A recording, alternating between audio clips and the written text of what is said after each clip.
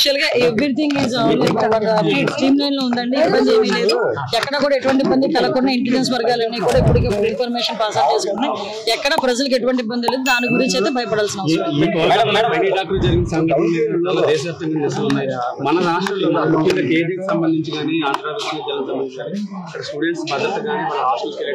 లేదండి. విషయం ఏంటంటే ఎక్కడైనా ఎవరికైనా ఏమైనా ఇబ్బంది అనుకునేటట్టయితే మా ఇంటెలిజెన్స్ వర్గాలన్నీ బాగా పనిచేస్తున్నాయి. అట్ ద సేమ్ టైం ఎవరికైనా ఇబ్బంది కలుగుతుంది అనుకున్న వెంటనే మా డిపార్ట్మెంట్ వాళ్ళకి ఇన్ఫర్మేషన్ ఇచ్చినా కూడా దానికి ప్రత్యేకంగా ఒక సెల్ కూడా ఏర్పాటు చేసే కార్యక్రమాన్ని కూడా మేము తీసుకుంటాం. ఇంకా గురించి విషయం ఏంటంటే నేను ఒకటి మాట్లాడతాను. ఎమ్మెల్సీ అనేసరికి అది పెద్దల సభ, పెద్దల సభ, గౌరవ సభ. పెద్దల సభకి పంపించేటప్పుడు కొంచెం కనీసం వాళ్ళ తాలూకా నైతికత, వాళ్ళ విలువలు, అట్ ద సేమ్ టైం వాళ్ళ తాలూకా క్యారెక్టర్ ఇవన్నీ కూడా ఆలోచన చేసుకోవాలి.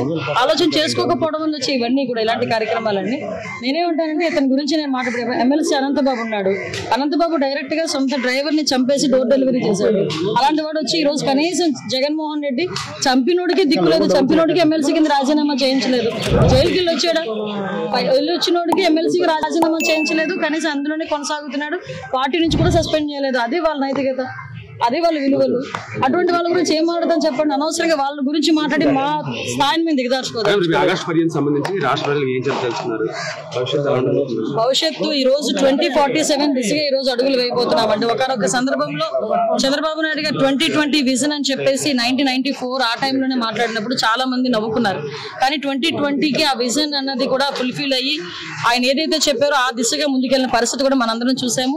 హైదరాబాద్ లాంటి సిటీలనే ప్రపంచంలోనే ఉన్నతమైన సిటీ కింద క్రియేట్ చేసిన పరిస్థితి కానీ, ఐటీ హబ్ గా క్రియేట్ చేసిన పరిస్థితి కానీ మనందరం చూసాం. ఈ రోజు గౌరవ చంద్రబాబు నాయుడు గారు ముఖ్యమంత్రి వర్యులు 2047 విజన్ తో ఈ రోజు ముందుకెళ్లడమే కాకుండా 2047 విజన్ కి ఏ రకంగా ముందుకెళ్లాలనేది కార్యాచరణ ప్రణాళిక కూడా ఈ రోజు ముందు సిద్ధం చేసుకున్నాం. ఒకటి మాత్రం క్లియర్ గా చెప్పగలండి.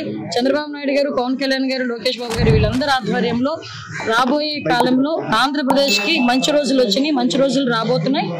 యువత కూడా మంచి భవిష్యత్తు గురించి ఈ రోజు ఆశగా ఎదురు చూస్తుంది. అది ఫుల్ఫిల్ అవుతుంది.